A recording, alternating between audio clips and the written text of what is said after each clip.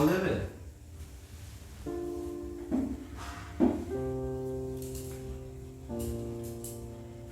আজকে এত ক্লান্ত লাগছে কেন? কি হয়েছে? কিছু হচ্ছে না গো, সারাদিন কত অফিসে ঘুরলাম, কিছু হলো না। অনেক অফিসে গেলাম, আজকে বায়োডাটা জমা করলাম, সবার একই কথা, এখন তাদের লোক লাগবে না। আসলে কি বলতো, এখন সব জায়গাতে একই অবস্থা হয়ে গেছে যে হয় মন্ত্রী বা এমএলএ সুপারিশ লাগবে, নইলে গাদা গাদা টাকা। আর আমার তো কোনোটাই নেই, আমার চাকরি কি করে হবে বলো? দেখ বাবা, তোর বাবার এই কটা পেনশনের টাকা দিয়ে আমার সংসার চালাতে হচ্ছে। তোর বাবার ওষুধ লাগছে, আমার ওষুধ লাগছে। চিন্তা করিস না, একটা না একটা ব্যবস্থা হয়েই যাবে। হ্যাঁ মা, ওই আশাতেই তো চেষ্টা করে যাচ্ছি এখন। আমি হাল ছাড়বো না, দেখবো আমি ভালো একটা কিছু অবশ্যই করব। বাবাকে আর পরিশ্রম করতে দেবো না, তোমাদের মুখে আমি অবশ্যই হাসি ফোটাবো। মা আমি বেরোচ্ছি, টিউশন পড়াতে যাব।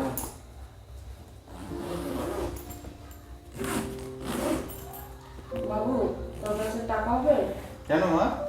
তোর বাবার পেনশনটা তো এখনো ঢুকেনি। ওষুধ আনতে হবে, বাজারও শেষ। হ্যাঁ, দিচ্ছি, আমারও কিছু ওষুধ লাগবে। দিচ্ছি। তোর কাছে আমার চাইতে ভালো লাগে না। মাসেরও শেষ, তোর টিউশনের টাকা তো এখনো পাসনি। আরে রাখো তো, তোমার চিন্তা করতে হবে না, আমি ঠিক চালিয়ে নেব। আমার জন্য তোমার ভাবতে হবে না, তুমি ভাইকে দিয়ে বাবার ওষুধটা আর বাজারটা করিয়ে নাও। আমি বেরোচ্ছি, আমার ফিরতে একটু দেরি হতে পারে, তুমি দরজাটা বন্ধ করে দাও।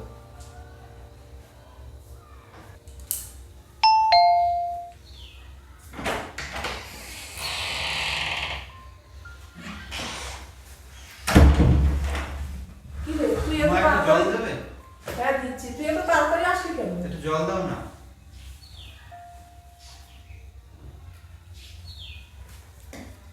তুই এত তাড়াতাড়ি আসলি কেন? ওরা আর ওদের বাচ্চাকে আমার কাছে পড়াবে না, তাই কেন? পাকাপাকি ছুটি হয়ে গেল আজকে।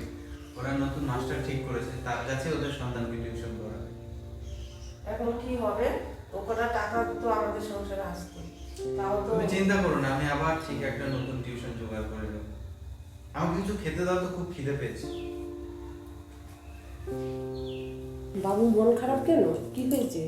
আজকে আমার চাকরির পরীক্ষার রেজাল্ট বেরিয়েছিল। তো কি তোর নাম বেরোলো? না গো, এবারও হলো না। এত ভালো পরীক্ষা দিলাম, ভাবলাম এবার হয়তো হয়ে যাবে। তাতে কি হয়েছে? মন খারাপ করিস না, আরো তো পরীক্ষা দিয়েছিস, ওগুলো দেখ কিরকম নাম আসে তোর। আর আমি পরীক্ষা দিতে পারবো না, কেন? আমার চাকরির বয়সের কোঠা পেরিয়ে গেছে।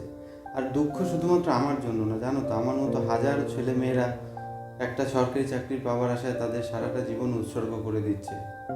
পরিবারের হাজারো স্বপ্ন তাদেরকে ঘিরে, যে সে চাকরি পেয়ে হয়তো বোনের বিয়ে দেবে, বাবা মায়ের চিকিৎসা করাবে, কারো ভালোবাসা হারিয়ে যাচ্ছে শুধুমাত্র একটা চাকরির আশায়।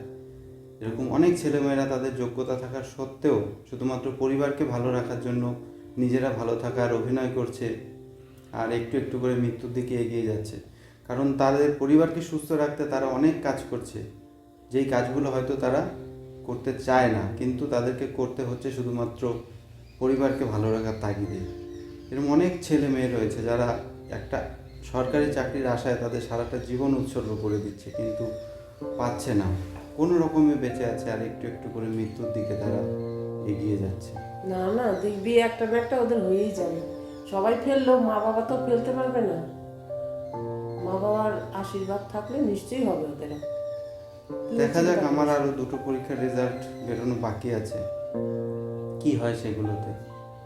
জীবনে এমন অনেক পরিস্থিতি আসবে যখন মনে হবে সব শেষ, আর কিছুই ফিরে পাওয়া সম্ভব নয়।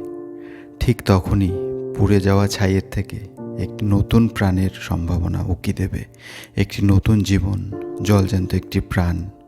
তাই আমাদের মনে রাখতে হবে, পৃথিবীর এই রঙ্গমঞ্চের নায়ক হোক বা নায়িকা, সেটা একমাত্র আপনি। তাই পৃথিবীর এই নাট্যমঞ্চের নাটক শেষ না হওয়া পর্যন্ত মঞ্চ ছাড়বেন না।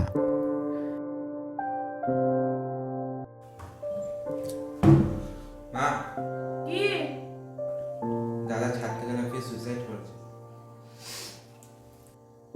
কি বলছিস?